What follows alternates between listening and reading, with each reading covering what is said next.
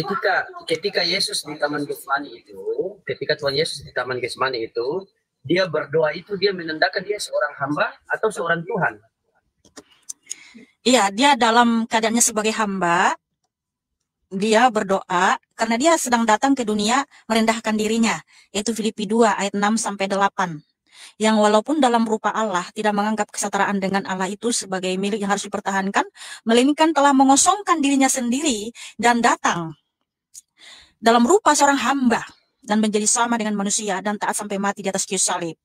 Jadi dalam keadaannya sebagai hamba, dia berdoa kepada roh keilahiannya yang ada di surga, begitu saudaraku. Karena ketika Allah itu datang ke dunia, Allah itu tidak akan pernah kosong di surga ataupun di segala dimensi. Dia tetap ada di surga, ada di segala dimensi dalam waktu yang bersamaan ketika dia juga ada di dunia dalam rupa seorang hamba, saudaraku. Nah, seperti itu. Nah, udah paham? Bagaimana sehingga bukannya di Bilangan 23 ayat 19 Allah bukanlah manusia sehingga dia berdusta kan?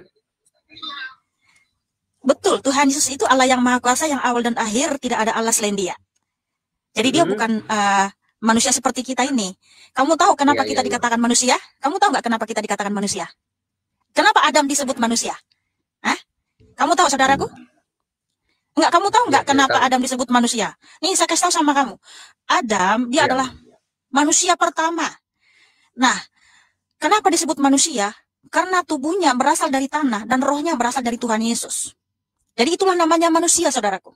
Nah, kalau Tuhan Yesus ketika datang ke dunia, berkenosis, mengambil rupa seorang hamba, dan menjadi sama dengan manusia, bukan berarti tubuhnya berasal dari tanah.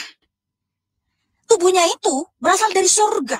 Tubuh Tuhan itu sendiri, saudaraku, dia datang betul-betul mengosongkan dirinya sendiri, dan menjadi sama seperti kita. Ya, bisa merasakan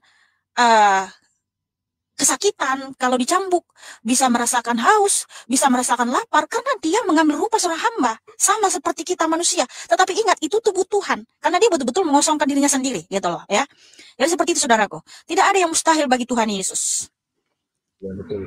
Jadi begini, ada yang pengen saya tanyakan yang serius ini, itu di Yohanes 1 ayat 1 itu firman itu bagian daripada Allah atau Allah sendiri, Mbak? Oke, saudaraku. Jadi Tuhan Yesus itu, dia adalah Sang Firman. Di Yohanes 1 ya 1 sampai 14, kalau kita baca dengan teliti, di Yohanes 1 ya 1 sampai 14 itu, deskripsi dari Sang Firman itu adalah, ya, dialah yang menciptakan segala sesuatu. Yang menciptakan segala sesuatu adalah Yod-Heh-Vah-Veh Elohim. Kemudian dialah terang yang sesungguhnya. Terang yang sesungguhnya itu kan Elohim itu sendiri, Tuhan itu sendiri. Yohanes 1 ayat 9. Dialah yang menjadikan dunia. Yohanes 1 ayat 10. Ia datang kepada milik kepunyaannya. Yohanes 1 ayat 11. Jadi Israel itu adalah milik kepunyaannya Tuhan Allah pencipta langit dan bumi.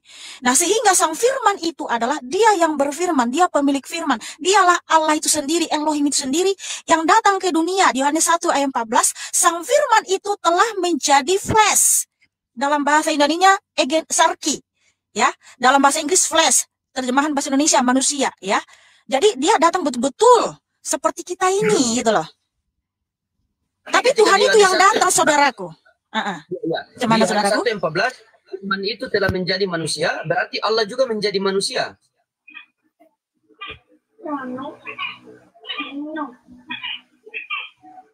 Suaranya hilang. Suaranya tidak ada suara.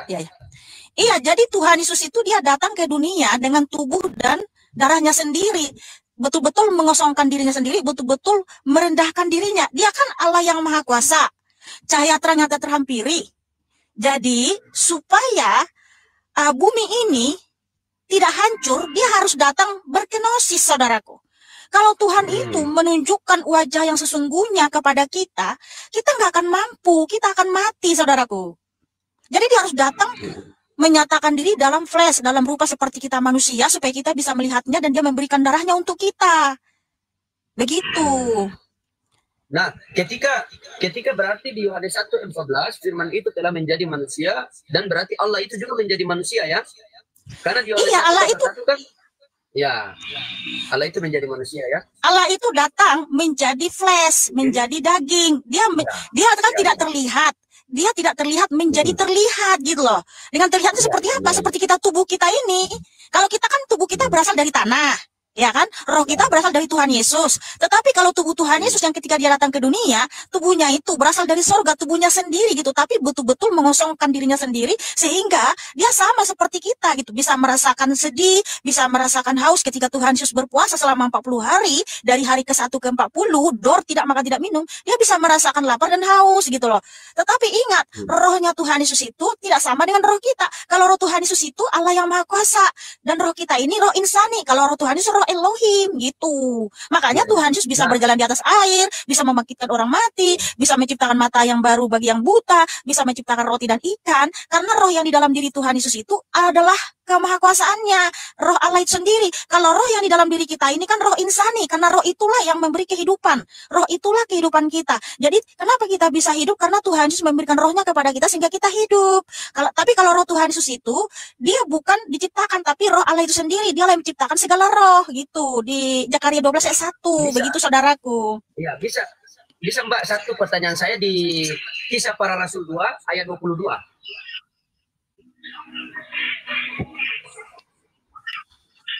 Soalnya di situ ada keganjilan sedikit kalau memang Yesus itu adalah Allah itu sendiri kan? Iya, betul. Ya, Kisah Para Rasul 2 ayat 22.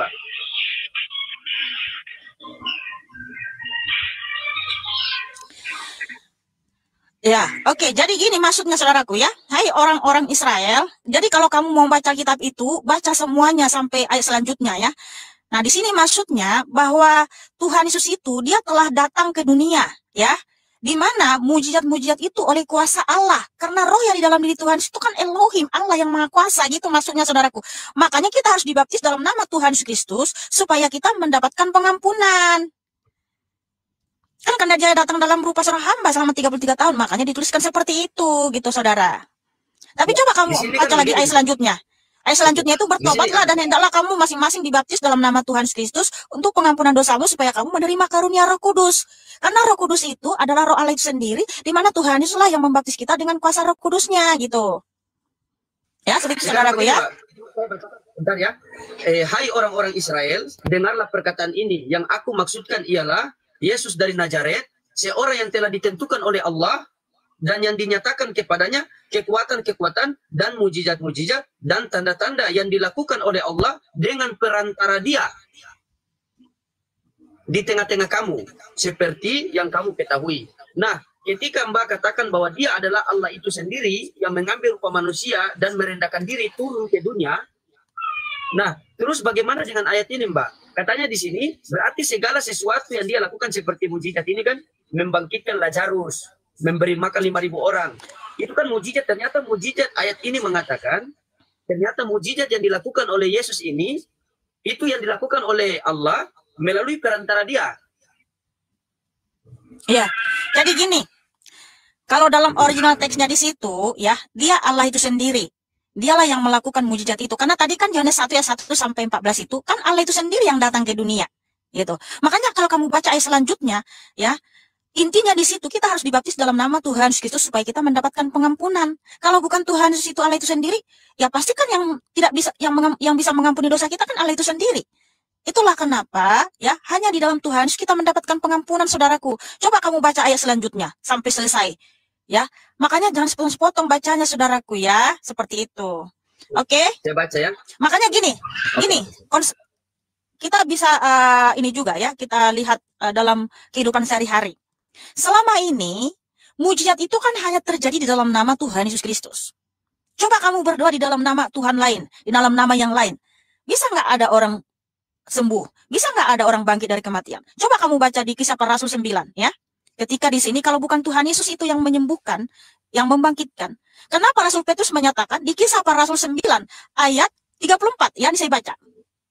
Pada waktu itu Petrus berjalan keliling, mengadakan kunjungan kemana-mana dalam perjalanan itu, ya, sehingga juga kepada orang-orang kudus yang di Lida. Di situ didapatinya seorang bernama Eneas, yang telah 8 tahun terbaring di tempat tidur karena lumpuh.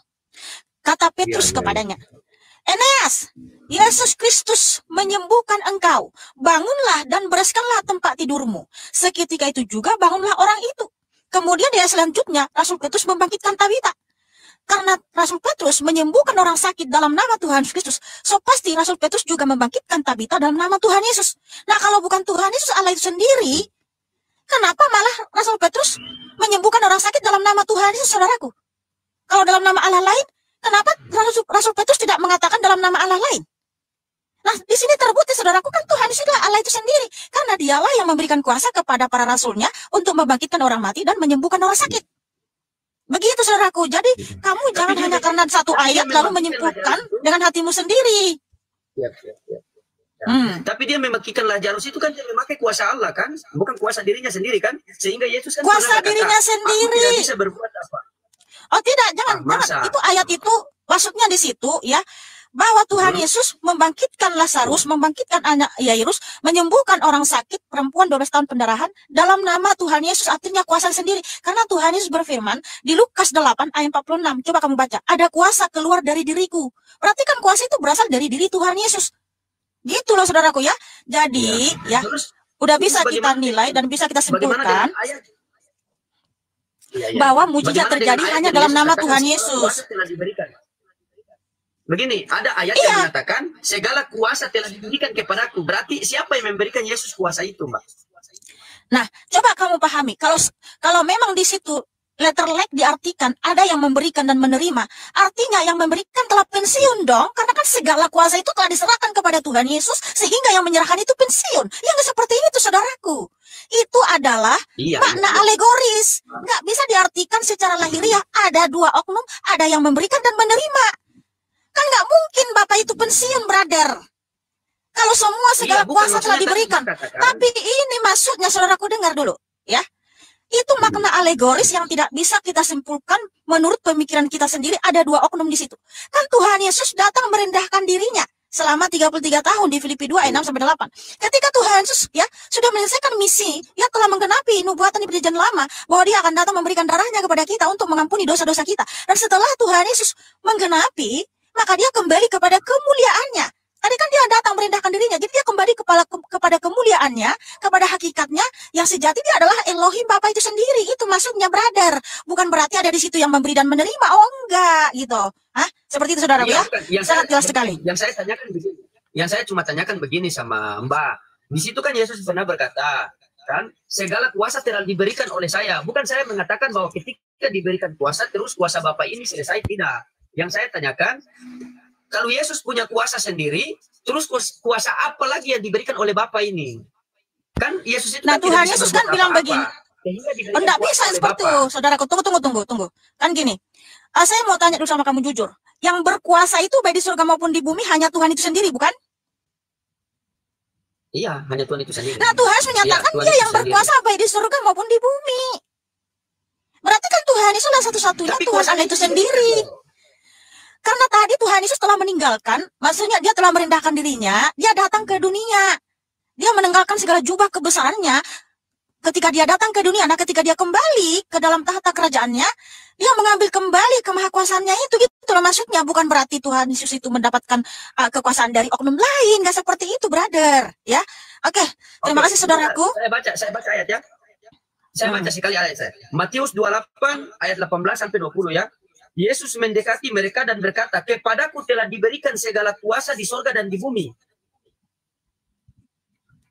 Karena itulah pergilah, jadikan semua bangsa muridku dan baptislah mereka dalam nama Bapa dan Anak dan Roh Kudus. Nah, yang saya pertanyakan di sini, Yesus mendekati mereka dan Yesus katakan, kepadaku telah diberikan segala kuasa. Jadi siapa yang memberikan Yesus itu kuasa? Itu makna alegoris, nggak bisa diartikan ada yang memberi dan menerima. Karena gini, kekuasaannya itulah kemuliaan Tuhan, bukan? Nah, Tuhan berjanji di Yesaya 42 ayat 8, aku ini Yod-Heh-Vaveh, itulah namaku, aku tidak akan memberikan kemuliaanku kepada yang lain. Jadi Tuhan itu selalu menepati janji, dia tidak akan pernah memberikan kemuliaannya ataupun kemahakuasaannya semuanya diserahkan kepada orang lain. Enggak seperti itu, Tuhan enggak seperti itu. Jadi Tuhan Yesus itu dia kembali kepada kemuliaannya, kepada hakikatnya adalah Elohim Bapa itu sendiri. Gitu maksudnya, brother ya. Oke, terima kasih saudaraku. Tuhan Yesus memberkatimu dan mengasihimu. Udah jelas ya, berulang-ulang nanti kita jelaskan. Kiranya Roh Kudus yang memberikan kamu hikmat dan kecerdasan untuk mengerti apa yang sudah saya jelaskan, saudaraku. Terima kasih loading, terima kasih saudaraku. Ya, dan ingat ya, mujizat hanya terjadi di dalam nama Tuhan Yesus Kristus, tidak ada di dalam nama yang lain. Terima kasih saudaraku. God bless you. Mujizat itu Tidak ada dia menerima dari siapapun. Dialah Elohim Bapa itu sendiri. God bless you, God bless you, God bless you, God bless you. Ya, dialah Elohim Bapa itu sendiri, saudaraku. Ya, 2 Tesalonika 2:16. Dia adalah Tuhan Allah dan Bapa. Maksudmu masa ada 2 Tuhan? Cumananya kamu ini?